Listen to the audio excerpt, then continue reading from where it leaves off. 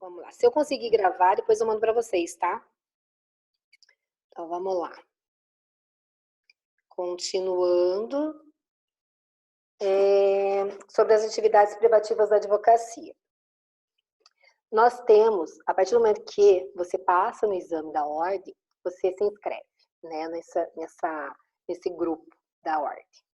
Você passa a ser um membro da Ordem dos Advogados do Brasil. Então, nós temos o que nós chamamos de inscrição principal, está lá no artigo 10. O que é a inscrição principal? Aquela que nós fazemos do nosso domicílio profissional, o domicílio que efetivamente vamos atuar. Então, a OAB ela é dividida em seccionais. Nós temos seccional aqui do Paraná. Então, eu estou inscrita na OAB do Paraná, porque eu escolhi aqui, eu moro aqui, meu domicílio é aqui e eu atuo aqui.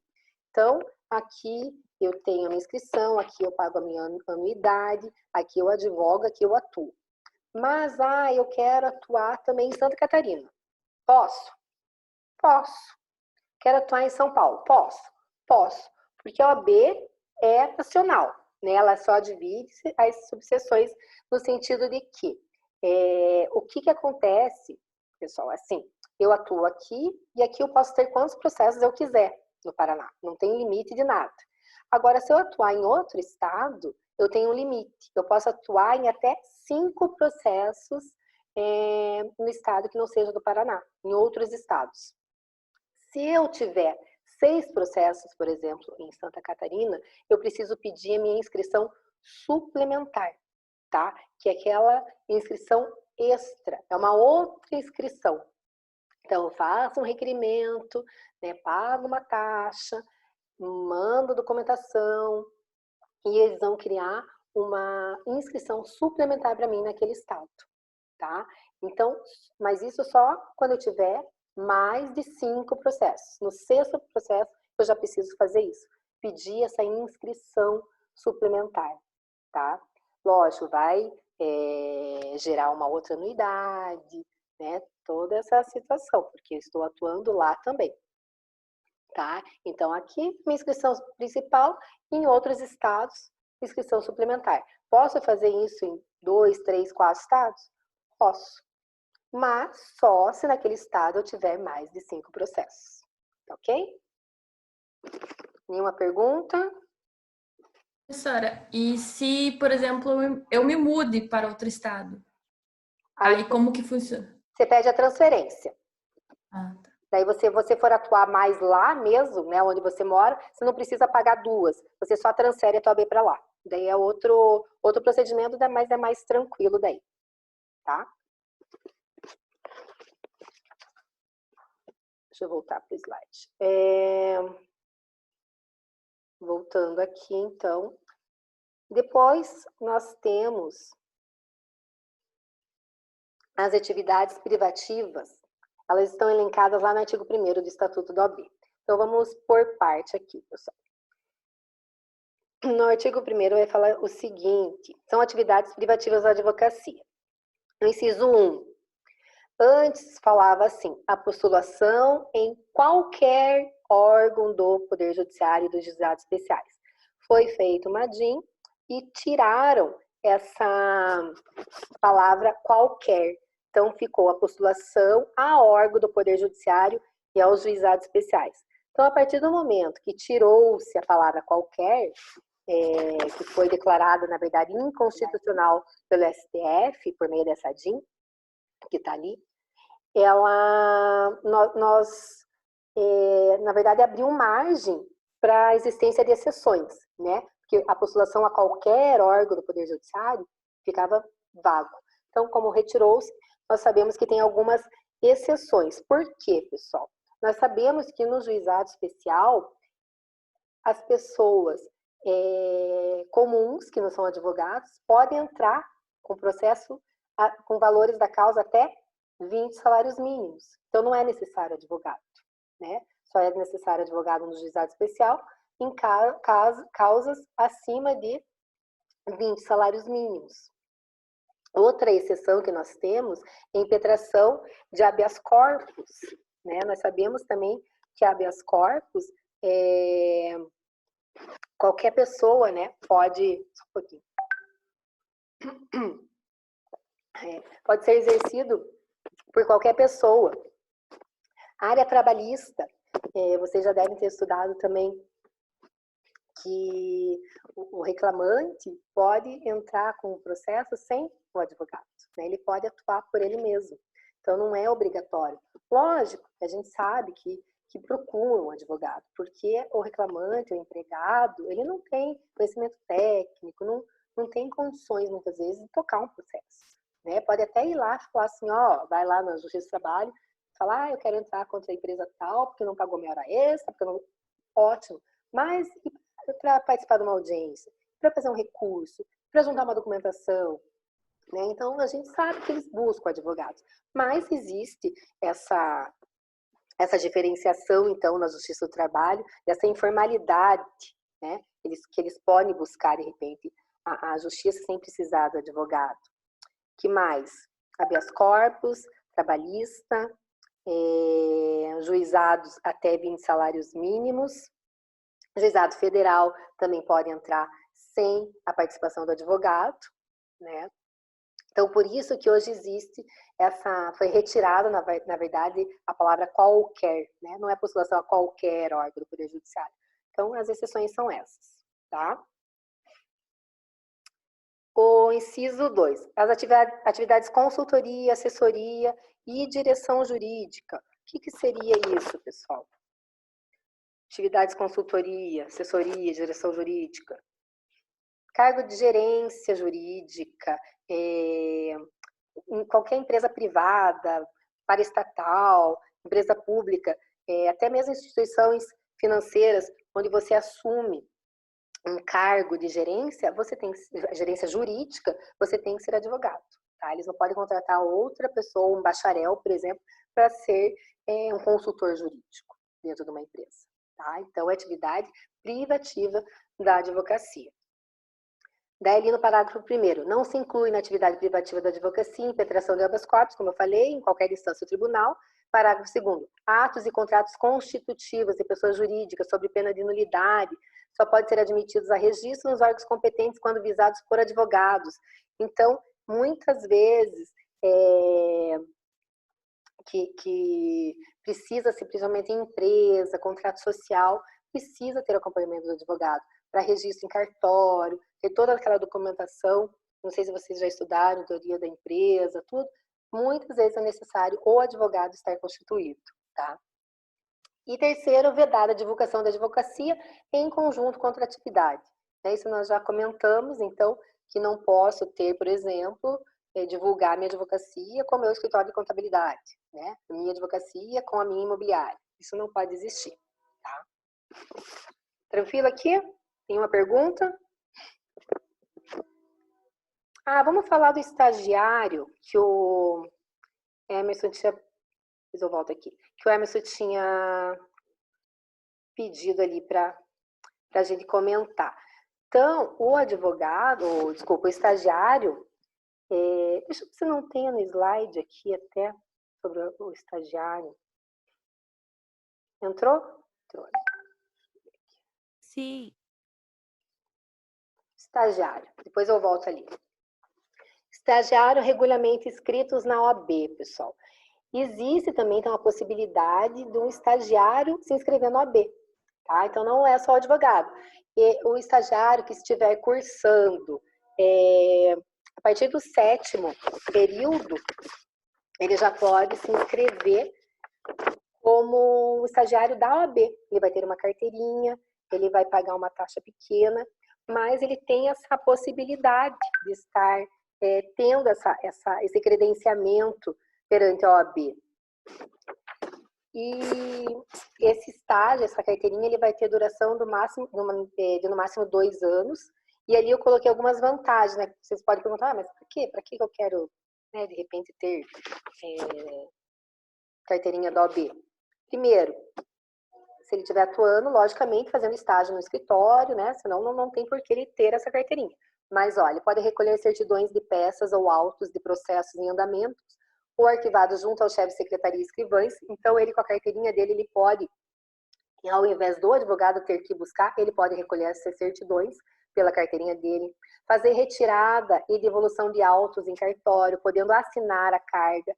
Então, ele demonstra, logicamente, pessoal, tudo isso com uma autorização do advogado, né, que ele presta, que ele estagia, na verdade. Então, fazer retirada, ir lá no cartório, pegar o processo, pegar os autos, depois devolver, assinar que ele está levando. Prestar algumas atividades de assessoria jurídica ou requerer ao Poder Judiciário, juizado especial, desde que em conjunto com o advogado. Então, ele pode fazer algum tipo de requerimento no Poder Judiciário, ele pode prestar algum tipo de atividade de assessoria jurídica, mas tudo sempre em conjunto com o advogado, né? Sempre com o advogado respaldando, se responsabilizando por esse estagiário. Ele pode anexar petições de juntada de documentos aos processos administrativos e judiciais, averiguar movimentações processuais, né, acompanhar julgamento do tribunal, atuar como preposto nas audiências. Então, muitas vezes, o estagiário que tem a carteirinha vai como preposto nas audiências com o advogado, né?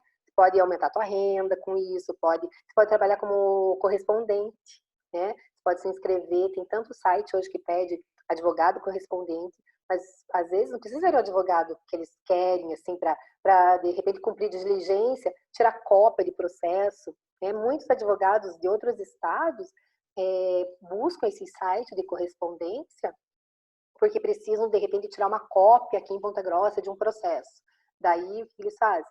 Pegam esses estagiários que são inscritos na ordem, fala, viu, preciso que você tire a cópia tal, mande para o endereço tal, você vai ter uma tabela lá na ordem que você pode comprar, pode cobrar por esse serviço. Então, sempre é um rendinha a mais que pode ter aí, tá? Confeccionar peças, emitir guia, solicitar certidão, retirar alvará, lógico, desde que esteja sob a supervisão de um advogado.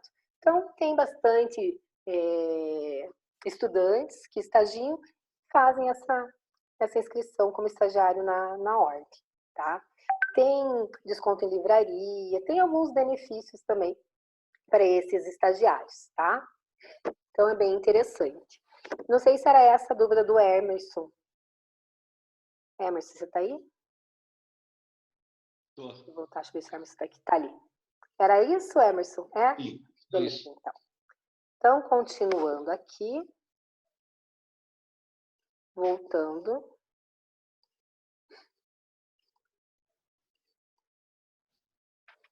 Renúncia do mandato, pessoal. Então, às vezes, acontece do advogado querer não aguentar mais o cliente, né? Infelizmente acontece, e a gente pode sim desistir de estar com aquele cliente, né? Você quer desistir do mandato, você quer renunciar a seus poderes, você pode fazer, mas isso sempre notificando, né, o cliente, manda lá, eu costumo mandar carta mesmo com AR, aviso de recebimento. Aí, a partir do momento que eu tenho esse aviso de recebimento, eu junto no processo, mostro para o juiz, ó, excelência, você não precisa falar o motivo que você está renunciando, motivo de foro íntimo, enfim, não precisa explicar nada para o juiz, não precisa explicar que o cliente não pagou, não precisa explicar que o cliente não leva os documentos, enfim, fica a teu critério. Se quiser falar, pode falar, mas não é necessário, nem é uma obrigação você explicar o porquê que você está renunciando, tá? Então, você pode renunciar, só tem que cumprir essa regra, porque tem que avisar no processo e o seu cliente vai ter ainda 10 dias para constituir um novo advogado, né? Durante esses 10 dias, o advogado continua ali atuando no processo, cumprindo prazo, enfim, tá? Mas a partir do momento que você deu os 10 dias, você não precisa mais tomar conhecimento daquele processo, teu cliente que tem que constituir um novo advogado, tá? Então, isso é renúncia, né, do mandato. Diferente do subestabelecimento. Subestabelecimento existe duas formas, que seria subestabelecimento com reserva de poder e o subestabelecimento sem reserva de poder. O que é subestabelecer com reservas? Então, por exemplo, eu tenho a procuração, eu estou atuando naquele processo. Eu posso pedir para um outro advogado atuar junto comigo. Então, eu continuo no processo juntamente com esse novo advogado. Então, eu tenho o poder, mas eu também estou conferindo o poder para o outro advogado, tá? Mas eu posso também conferir poder específico para aquele advogado. Eu posso conferir um poder só para ele fazer aquela audiência. E depois eu não quero mais que ele atue comigo. Né? Então, naquela data, eu não posso ir naquela audiência. Eu preciso que o meu colega faça audiência por mim. Eu subestabeleço com reserva de poder para ele, coloco, especifico ali no subestabelecimento que aquele advogado vai apenas fazer a audiência de instrução no dia tal e depois ele não vai ter mais poder para atuar. Né? Então, isso acontece bastante. Então, eu subestabeleço com reserva de poder. Mas, se eu quiser também, esse advogado pode atuar comigo até o final do processo. Aí vai da conversa, vai da situação, enfim. E o subestabelecimento... Pode falar. Nesse caso, quem que fica responsável pelos honorários dele? Você que contratou ele? Como que funciona? Aí, o certo é você já combinar tudo antes. Né? Falar, ó, eu tenho um contrato assim com o meu cliente, eu vou receber 20% no final. Você está pegando o processo agora, o processo já caminhou, já está quase no final. Vou te dar 5% só. Ah, está no começo ainda, vou te dar 15%. Aí vai tudo de você conversar com ele. Né? Então, se você for o advogado que vai entrar no processo, sempre é bom fazer um contratinho com o teu advogado, ou com o outro advogado. Tá? Então, tudo é conversado. O que acontece muitas vezes, e até mesmo no processo, às vezes você não se acerta com o advogado, começa a dar problema, você pede para o juiz estipular os honorários no próprio processo. E o que o juiz vai fazer? Vai analisar quanto tempo cada um atuou, qual começou antes, qual que atuou mais, aí ele vai fazer um equilíbrio ali de honorários. Tá? Então, cada caso é um caso. Então, o subestabelecimento sem reserva exige, lógico, o prévio conhecimento do meu cliente, né? Eu tenho que sempre avisar o cliente, olha, não vou poder mais atuar no teu processo, então estou subestabelecendo para outro advogado. Então, isso, na verdade, eu vou passar todos os meus poderes para o outro advogado, eu não vou mais atuar naquele processo. Né? Diferente do outro que eu vou subestabelecer com reservas, eu vou continuar atuando, esse não, vou passar todo o processo para o outro advogado, eu não atuo mais. E aí também é uma forma de conversar com esse advogado novo para saber dos teus honorários, ou mesmo com o cliente. Ó, atuei até aqui, a partir de agora é o outro advogado que vai atuar. Então, até aqui, trabalhei tanto, preciso receber tanto. Ah, tudo bem, que pago agora, ou vamos esperar o final da ação, a gente faz uma divisão de honorários, incumbência, enfim. Tudo é conversado, tudo é acordado com o cliente e, logicamente, com o novo advogado que vai assumir o processo, tá? Então, são os dois tipos de subestabelecimento que nós temos, tá certo? Professora, quando há renúncia do mandato, eu não posso assegurar os meus honorários porque eu tô abrindo mão, né? Ou nada a ver isso? Eu não escutei direito. Quando a renúncia, eu tô renunciando? Quem que perguntou? Isso. A Larissa. Se eu renuncio, se eu não tenho direito a receber? Daí eu não. Isso. Não, eu tenho sim, eu trabalhei, né? Eu posso renunciar e posso, inclusive, nos autos mesmo, na renúncia, falar que o juiz já considere meus honorários até aquele momento. Eu posso, se o cliente não quiser acertar comigo, eu posso estipular e pedir para que o juiz faça, né? Que é até melhor, né? Porque daí é um ato jurídico e o cliente vai ter que cumprir, né? Porque para chegar no momento de renúncia, é porque você não estava dando certo ali com ele, né? Que alguma coisa não deu certo.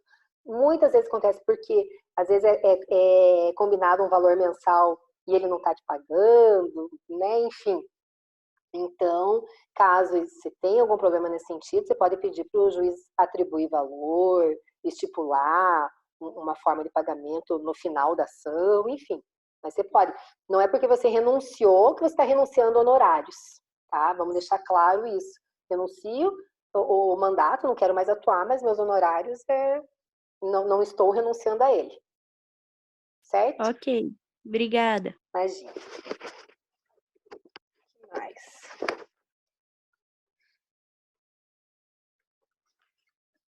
Pessoal, ó, sobre as atividades privativas, que eu tinha para falar mais ou menos isso.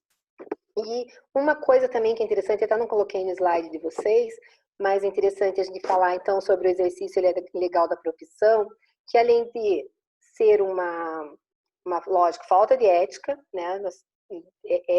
Existe sanção disciplinar perante o Conselho da Ordem, pode responder processo, é crime, né? Está elencado no Código Penal, é o exercício ilegal da profissão, então é crime. A pessoa tem uma pena e ainda pode até pagar a multa em valor em pecúnia mesmo. Né? Então, existem sanções previstas no Código Penal, existem sanções na ordem, que nem esse caso desses estudantes que estavam trabalhando ilegalmente, se fazendo passar por advogado, vai complicar muito a vida deles perante a ordem, porque acredito eu que no momento que eles fizerem inscrição para a ordem, não vai passar, porque já existe esse crime deles, eles já infringiram a ética, o estatuto do advogado, né? Então, ainda não sei, esses em particular que tem aqui em Ponta Grossa, eu não sei, o desfecho ainda não acabou, mas eu acredito que a partir do momento que eles quiserem prestar realmente o exame, até o exame pode prestar, mas o juramento eu não sei se consegue, né? Porque já infringiu aí o máximo dos máximos, que é trabalhar ilegalmente, né? Mas tem fiscalização, existe comissão na ordem para fiscalizar esse tipo de situação, né? As pessoas denunciam, e eu digo, se vocês souberem, denunciem, gente, porque é horrível, né? Eu falo assim, já tem tanto advogado, já tem mercado, né? Tá saturado, e ainda pessoas que não são advogados, estão aí atrapalhando e agindo dessa forma. E, infelizmente, sempre por trás tem um advogado, né? Porque tem alguém que precisa assinar, né? Então, sempre vai ter um advogado por trás. Então, se vocês souberem, tem que denunciar, tem que falar, porque é crime e não é, eticamente falando, também não é legal, né? Alguma dúvida, pessoal, sobre essas atividades? Não? Estão tudo tão quietinho aí? Não mesmo? Hoje eu não passei trabalho, não temos trabalho, nada, nenhum para fazer. A ideia mesmo era falar das prerrogativas que eu não consegui semana passada, porque pelo WhatsApp estava meio complicado, e falar sobre essas atividades privativas aí. E não sei se vocês gostaram dessa forma da aula. Estou aberta a sugestões, reclamações, críticas, por favor, me falem. Bem melhor por aqui, professora. Bem melhor, né? Ficou bom, professora, ficou bom. Que bom. Não, pelo WhatsApp, Deus livre, foi só uma experiência que nunca mais a gente precisa ter, né? Agora a gente só melhora, né? Daqui pra frente a gente só melhora. Acho que tem alguém no chat. Deixa eu abrir o chat, eu não abri aqui. Aula top. Obrigada, Ian. Né? Eu falei, daqui a pouco a gente tá virando até youtuber aí, não sabe. Porque realmente para mim é uma experiência nova, pessoal. Trabalhar dessa maneira. Oi, pode falar. Tá sendo para todo mundo, prof. Tá, né? Experiência nova, mas é bom que a gente saia um pouco daquela, né, aquela área de conforto, a gente tenta inventar alguma coisa. Se vocês souberem ferramentas novas que eu posso usar, por favor, me contem. Vamos tentar, não sei quanto tempo a gente vai ficar assim, né, pessoal? A gente não sabe quanto tempo vai durar isso aí. Então, vamos tentar sempre mudar e fazer alguma coisa o que eu puder ajudar e melhorar, vocês me falem. Né? Eu vou tentar sempre deixar o material antes. Quem puder, dê uma lida antes, até porque fica uma aula mais gostosa de vocês poderem participar, já tirar as dúvidas, né? Então, quem puder já acessa lá o material, dá uma lida e a gente vai se adaptando. Quem quer falar mais alguma coisa? A professora vai disponibilizar essa aula no YouTube, por grupo ou no AVA? Então, essa aula eu vou ver se salvou, né? Eu pus aqui para salvar, depois eu vou ver se salvou. Se salvou, vou tentar pôr no YouTube, que eu acho que fica mais fácil para gerar o link, né? Mas daí eu disponibilizo para vocês. Mas lá no AVA tá o material, depois eu pôr não sei se vocês preferem que eu mande por aqui o slide, pelo WhatsApp, os slides, ou lá no AVA mesmo. Pode ser nos dois, professor. É? Tanto faz, prof. Tá. Eu mando para vocês no WhatsApp e deixo lá no Ava também. E se tudo der certo, se eu conseguir gravar, eu também mando para vocês, tá? Porque eu não sei se gravou ou não. Eu vou tirar a dúvida daqui a pouco. Eu acho que gravou, sim, pelo que tá aparecendo aqui. Aqui está aparecendo que está gravando. É, né? Sim. É, então acho que até vou parar de gravar agora.